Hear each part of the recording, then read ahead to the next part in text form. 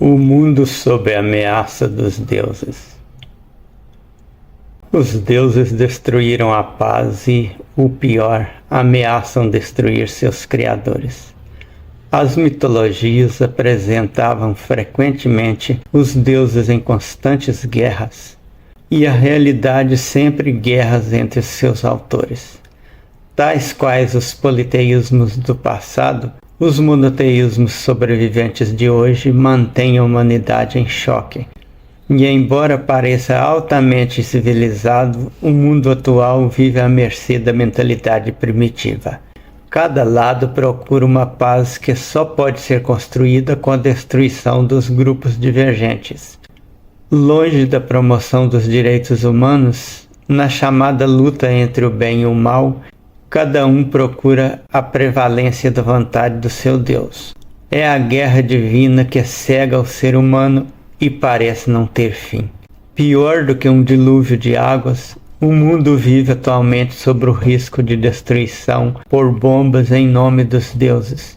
E como ninguém percebe a inutilidade de sua divindade, a paz parece muito longe de ser alcançada.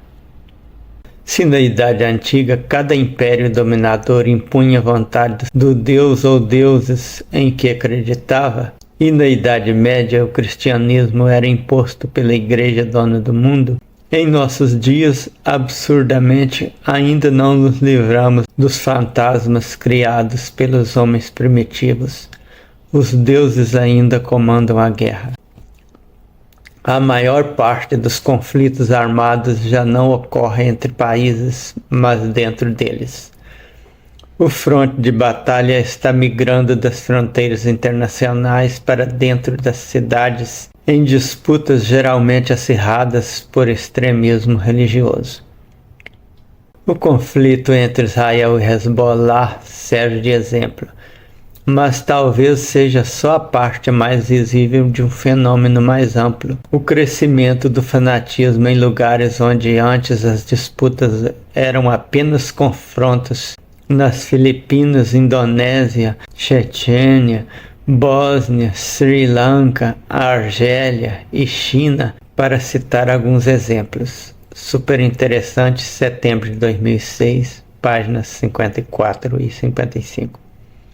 O presidente iraniano fala abertamente em varrer Israel do mapa. Do outro lado, pesquisas recentes mostram que 2 em cada 5 americanos acreditam que Deus entregou Israel aos judeus. Idem página 56. O lado islâmico é o mais perigoso contra a liberdade humana. Em vez do nacionalismo puro e simples, ele vem mais do que nunca insuflado pela ideologia islamita, que pretende derrubar governos ocidentalizados e instaurar regimes que sigam uma interpretação extrema da Sharia, a lei islâmica. Ibidem. Talvez um dia o mundo venha a entender que Yahvé não está lá para defender as vítimas israelenses, assim como Alá não cerca os mísseis de Israel que abatem tanto os mais fiéis extremistas do Hezbollah quanto crianças inocentes que se colocam no alvo, nem tampouco o Deus do cristianismo salva algum americano de um ataque suicida dos muçulmanos. A observação racional é conclusiva. Tal qual uma bombinha detonada na boca de um formigueiro, a explosão de um homem-bomba deixa mortos, feridos e pessoas que não sofrem mais do que um susto. Mas aquele que sobrevive próximo de um ataque mortífero pensa ilogicamente: Deus me livrou. Semelhantemente, quando uma catástrofe natural em meio a um povoado resulta, como não poderia deixar de ser, em mortes de muitas pessoas, pensam os religiosos que foi um castigo divino, ignorando que morte de crianças jamais poderiam ser racionalmente atribuídas a castigos de um Deus que dizem ser justo. Até as doenças são, na maioria das vezes, atribuídas a consequências do pecado, sem um mínimo de observação crítica e percepção de que os vírus e bactérias não fazem distinção entre bons e maus. Nem a tão bondosa Madre Teresa foi capaz de raciocinar e ficar calada, mas em sua santa ignorância disse friamente que a AIDS é apenas uma retribuição justa para a conduta sexual imprópria. E os pobres hemofílicos e outros que pegam a doença em transfusão de sangue, estariam eles também recebendo o justo castigo de um Deus perfeito, justo e bom? Quando é que essas pessoas pensarão mais racionalmente e entenderão que vírus e bactérias buscam a perpetuação da espécie, como nós e outros animais, sem escolher sangue bom ou ruim? Que lógica segue uma pessoa para pensar que há mais gente ruim na região do Círculo do Fogo para tal lugar ser tão castigado por vulcões e terremotos? Por que Deus nunca direcionou um raio à residência de um Fernandinho Beiramar ou um Marcola, e os romeiros tão devotos da Senhora Aparecida têm sofrido tantos desastres de trânsito? Ou são eles as piores pessoas? Por que os bolcheviques ateus da União Soviética nunca sofreram um castigo divino contra sua incredulidade nem contra suas maldades?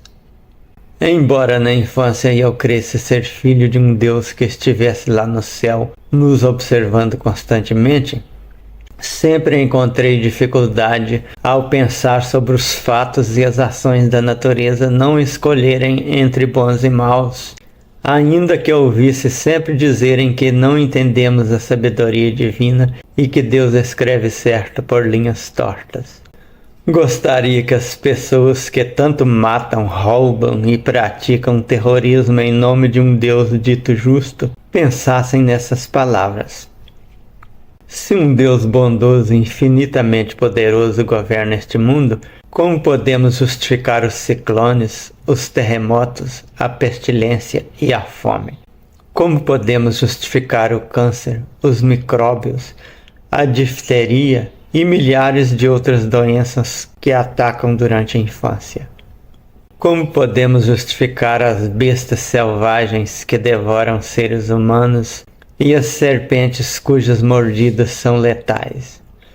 Como podemos justificar um mundo onde a vida alimenta-se da vida? Será que os bicos, garras e dentes e presas foram inventados e produzidos pela infinita misericórdia?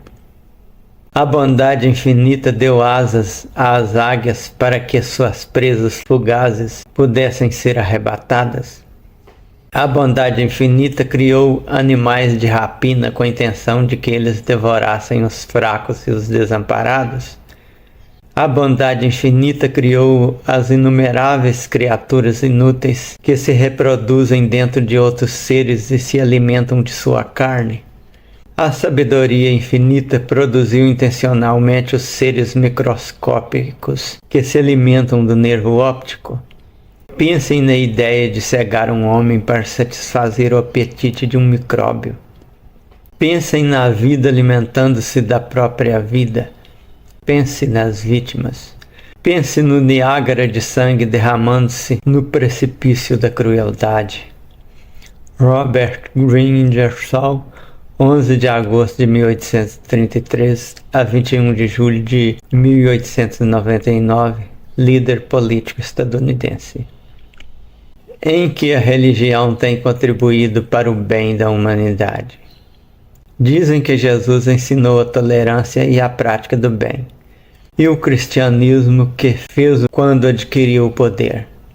Em que se diferencia um pequeno grupo religioso que prega e age humildemente de candidatos políticos em campanha?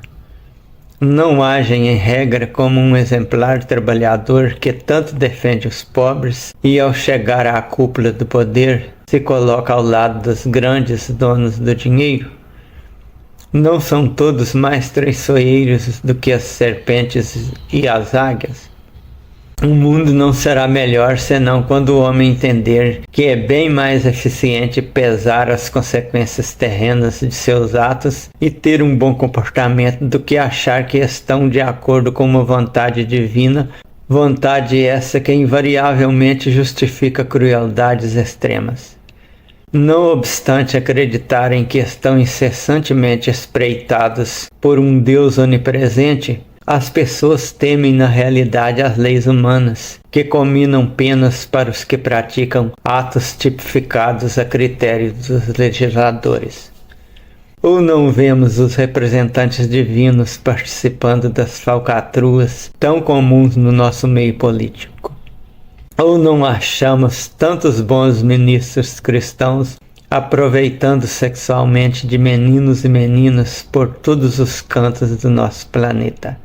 Não foram os representantes da verdade e do justo todo-poderoso que tanto acenderam fogueiras para assassinar da forma mais cruel as pessoas cujo pecado era simplesmente não ver razão para crer nessa dita verdade?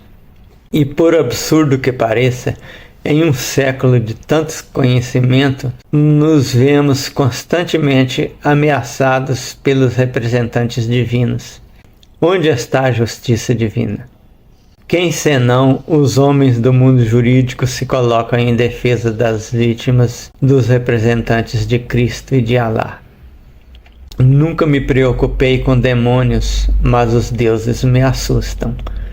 Não tem nenhuma razão para acreditar que exista um ser sobrenatural todo-poderoso para destruir o nosso mundo, mas não duvido muito de que seres imaginários sejam capazes de fazê-lo mediante seus criadores. Creio que só a vitória do pensamento racional poderá um dia impedir a ameaça que paira sobre nós.